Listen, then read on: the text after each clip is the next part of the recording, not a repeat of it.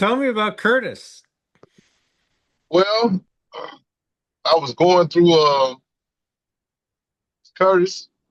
He's done everything to do right, and I often ask him before I got to know a lot of guys who were basically forced to plea because what they do is they trump up and stack so many charges on you, and they threaten you. They basically force you to accept a plea. You know what I mean? Yeah. His case, when I was looking into it, I said, well, when he first reached out to me when I was down there, I asked him, well, why did you take the plea? A lot of guys in Mississippi don't know, but they're not. Once you accept a plea, you forfeit all your rights to any appeal. No matter what evidence comes up after that plea, it's hard as heck to get back in court. The thing about his case is he had, to me, he had the hero syndrome to where he thought that he was doing his wife, his then wife a favor by protecting them. And so what they do is they isolate you and question you until you basically they might do this for 2 or 3 days in a row, pull you out 4 or 5 hours a day and question you, threaten to give you polygraphs, saying that they're going to make your case a capital defense. And so then they trick you and say, well, you know what we'll do? We'll give you a manslaughter charge, and we're going to give you 2 years, or 2.5 years, or 6 years, or whatever. Anything, something you can do, and you can get your good time, your MET time. You'll be out in 2 years. But once you sign that plea, and they get you in front of a judge, then he's going to put the hammer on you. Not taking away from his case. I just on the same place where he went to trial at, like over in Montgomery County, one of the counties that some of the same prosecutors were responsible for. I had a young kid that the highway patrolman had planted drugs on him. They hadn't given him his motion of discovery before he went to trial. And I'm like, how are you going to go to trial or make an intelligent plea? You hadn't seen your motion of discovery. You don't know what they have against you. He said, he said, what's that? So I wrote him a motion to get his motion of discovery. We got his motion of discovery. We got to take the highway patrolman. And you can clearly see the highway patrolman. Now, when they arrested him, they never charged him with any drugs. They just charged him with felony fleeing. But he stayed out of jail 5 years. Like Curtis stayed out, I think, like 2 years before he went to trial. Like he's no threat or anything because they don't really have anything. They build his case up. But long story short, this guy Travis, we got his motion of discovery, and we see where the highway patrolman is planting drugs in his truck. You know what I mean? It's plain Yeah. as day, just simple. But I said, if you take a plea, this is never going to be shown in court. They're going to hide that because they don't want to expose it. But they told him that if he didn't take a plea, that they was going to ask the judge to give him the maximum, which was 30 years. And being a young kid, being 30 something, 30 years sounds like a long time. They said, well, we're going to give you 2 years. You've been out of jail 5 years. They hadn't taken you to prison they hadn't taken you to court in 5 years. Changed your indictment like 3 times in 5 years. And now, since you got your motion of discovery, they want to rush you to trial, rush you into a plea agreement. And so they talk to his mom. That's what they do. They talk to your family and get you to get your family to work on you so they can get the plea. Once they get the plea, it's all over. So the guy, instead of them giving him 2.5 years, they gave him 10 years mandatory, and he could never bring the tape up with the highway patrolman, even though it's misconduct and somebody should do something about it. Now in Curtis' case, Curtis was over there with the prosecutor named Doug Evans. I want you to look him up and see how many cases that he's tried that has been overturned. You got Curtis Flower. You got a guy on death row now. You got Curtis Flower. Got his case overturned 6 times. He was on death row 6 times for prosecutorial misconduct, for them Yep. withholding evidence. And they retried him every time but the last time. And then dismissed his case with prejudice so he couldn't sue them. Now, why is this man still practicing law in the state of Mississippi? At the time, he was responsible for 7 counties. I think it Wow. was Atala, Carroll, Choctaw, Grenada, Montgomery County, Webster, Western, and Winston County. And so that was his thing. His thing was first to make sure that he didn't have any black jurors, that he eliminated all the black jurors that were on somebody's case if the defendant was black. The second thing was he was going to hold as much evidence, even if it proved that the person was innocent or not. He was going to withhold it, or never give it up, or never give it up until he absolutely forced it. If you find it, then they're going to, the courts in that area, because he was so powerful, they was going to call it harmless error. And so I think in Curtis's case, he was protecting his wife, Nigella, at the time.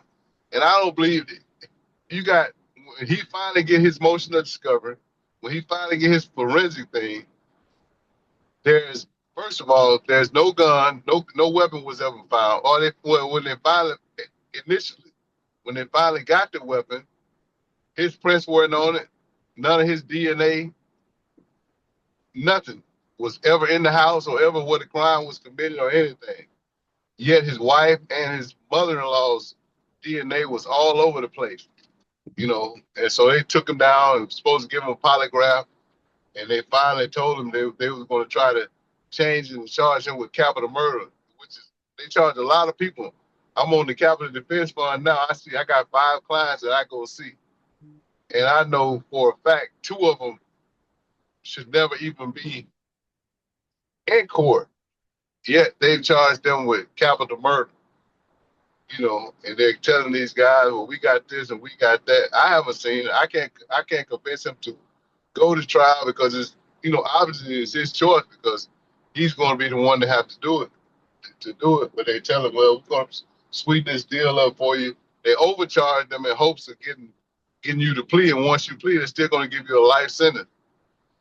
But long story short, in Curtis's case, I think his wife, mom, or whoever shot his stepfather-in-law, or whoever person that was killed. And then they tried to charge him like his wife Nigella, they were dating when they were kids. And he happened to be a couple of years older than him. So once he turned older than him, they've been sleeping together for years. The grandmother knew it, the mother knew it. They tried to charge him with like a statutory rape or something like that. I started advocating his story and sharing it on social media. Man, I had so much hate to come out saying, he committed a crime, because they don't really want the case to be opened back up. The guilty people are not going to want it to be opened back up. I'm like, if you didn't do anything, why would you? You should want him free. If you know he's innocent. You know what I mean? His wife reached out to me and said, I don't think you should be advocating for him. And this, he got the time he deserved. They're all mad at him now because they know that he's innocent. You know what I mean? So when Yeah. people start, when you start advocating for somebody and the opposite side, all kind of people start coming out, then that's when you need to look a little bit deeper and see what's wrong. And so finally, when I was able to get in touch with him and reach out to him, and he started telling me all this, oh, okay, so that's why. I got letters and stuff that his wife sent me, uh, email telling me that, well, she know he done it and all. I said, well, if he done it, then why did you say in the beginning that you don't know what happened and he wasn't there? Why did you change your testimony and statement? So now she's shocked because she know I got different things that points to her being culpable, as you would say. You know Yeah. what I mean? So, you know, the interesting thing about this, and maybe interesting is not the right word, but it seems to me reading all of this, he was being pressured to take a plea deal. In the meantime, the DNA evidence excludes him, the fingerprint evidence excludes him. So all the Right? physical evidence excludes this guy. They don't disclose it to the defense until 9 months after the plea. This seems like an invalid plea to me. It is, but then they're not going to want to honor that because they're going to say that it was his duty to get that evidence when they're the one that withheld evidence. You see what I'm saying? Right. And But Mississippi that is puts a bad about lot that. on him, and he was very young at the time. Man, he's a kid at the Yeah, time. He was a exactly. kid, so he don't know, and they don't know, and you got a lot of kids who are in jail like that. They don't know that they're supposed. Man, he probably didn't even know he was supposed to have a motion of discovery or everything that he's supposed to. How's he going That to could, know any of that? yeah, he's not. He couldn't, and Yeah. he wouldn't. And so that's my thing. Like So, everything what that could excluded him. possibly happen to get him out at this point? We're gonna have to get a lawyer to fight one for a Brady violation, a Jinx Act violation. You know what I mean? Because she knows more than she's telling. And I don't know how she got wrapped up. She said, first of all, you said Curtis gave you the stuff to throw away, right? If you got it directly for him, or then when they went to look for the stuff in the garbage can, you find the gun, but you don't find his wallet. Or you know what I mean? Or vice versa. One of the one. But everything that you say you threw in there, they don't find it. So you know what I mean? They don't find it where you said, and it was right after, supposedly. You know what I mean? Yeah. Nobody went in a dumpster and dug out to get a gun and left the wallet. Nobody, you know? And so I think that another thing that's going to have to happen is we're going to have to show how the pattern that Doug Evans and the assistant DA just show how many people that they have wronged. People like Curtis Flower, like this guy on death row now that just got his case overturned, and they ended up putting the death sentence back on him from the same prosecutor because he did him the exact same way, withheld evidence the same way that they did Curtis, the same way they did Curtis Flowers, they did Curtis Davis, and they did this other kid, Pilchard's, uh, Pilchard, that's on death row.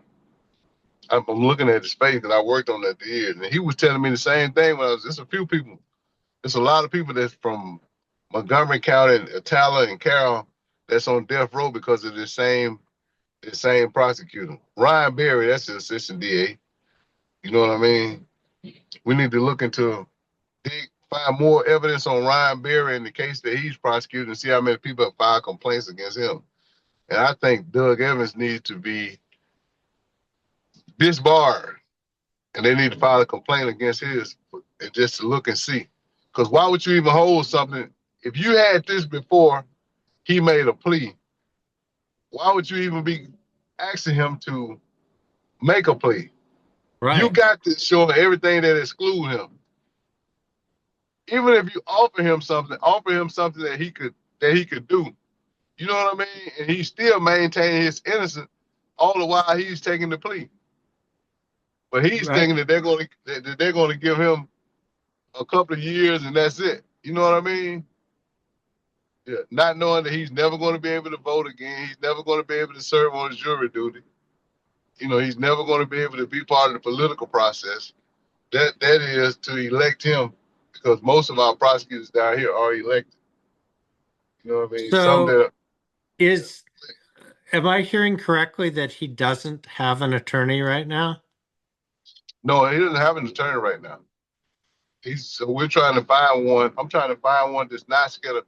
Most attorneys down here in Mississippi are scared of MDOC and the district attorney office across these counties, especially somebody like Doug Evans. They don't want to go against him because it's almost like political suicide. You know what I mean? Yeah. Yeah. So I Well, got one that I think is not afraid, but I've been trying to talk to him. His name is William Clanton. Bill Clanton. I'm going to Brandon send this Clanton. thing to a friend of mine who does these kinds of things and see what he says. Okay. Yeah. One thing, it was another thing too. what's the name? Anne McChristian. That's his mom. That's what was Nigel's mom. I think that I think that she's the one who actually killed her husband. You know what I mean? Yeah. And now I think that he might have verbally told them, like, maybe they could do this and they could do that and everything. And so what they did was they used him as a scapegoat. A daughter's not going to go against her mom. So I don't know if they were having bad terms. That's one of the things that I want to go down and hopefully I can see him in person. But by me working for the Capitol Defense, I don't want to like I was going to start doing YouTube videos about it. But by me working for the Capitol Defense, I told them I can't do it until my intern is over with them because I'm already one of the guys, one of the prosecutors. That prosecutor has represented two or three people on death row. So I don't want to speak out against that prosecutor until I'm no longer with that office because it's almost like a conflict of interest with me. You know what I'm saying? Yeah. So I'm waiting. I got a YouTube channel. It's called Sale with Sippy. I want you to look at it. And I kind of like I kind of cut into a lot of people, but I All want right. to cut into, I want to cut, it's called Sale with SAIL with Sippy, WITHSIPPI. You'll see it. Just kind of go back and see some of the video. But I want to start doing a constant YouTube broadcast because one thing I know down here in Mississippi, they're afraid of the media. You know what I mean? Like Doug Evans, it's like it's that's thing that's political suicide for them once their name comes up in the news. And so, but I'm not afraid of the like you. I do what you do down here, but not on a podcast. I haven't got my podcast established because I'm still learning since I've been out. So I just been doing Facebook Live instead of a podcast. I'm gonna build a podcast in my storage room so I can go and have these talks because I want to interview some of the ones. His the girl's best friend reached out to me. She tried to lie and say that several people told her that Curtis told them that he did it. I said, well, why the prosecutor didn't use any of these people at the grand jury? These people, they were that open about it, but she's trying to say he got that. I need to send you the copy of the text that both of them sent me. And they were kind of rude and nasty. I don't know why you're fighting for him. And I said, I'm fighting for him because if he's free, then the question is going to be raised again: who actually killed the guy? You know what I mean? If it shows Yeah. that if this ever comes out that his DNA, there's no way, there's no way that his DNA wouldn't be in the house somewhere. Oh, yeah, Or for sure. you know what I mean? Yeah, Yeah. absolutely. Well, Maurice, I gotta get going, but we'll put this thing together and get it out there and get his story out there. This has been Everyday Injustice. I'm your host, David Greenwald. Join us again next week for more tales from the injustice system.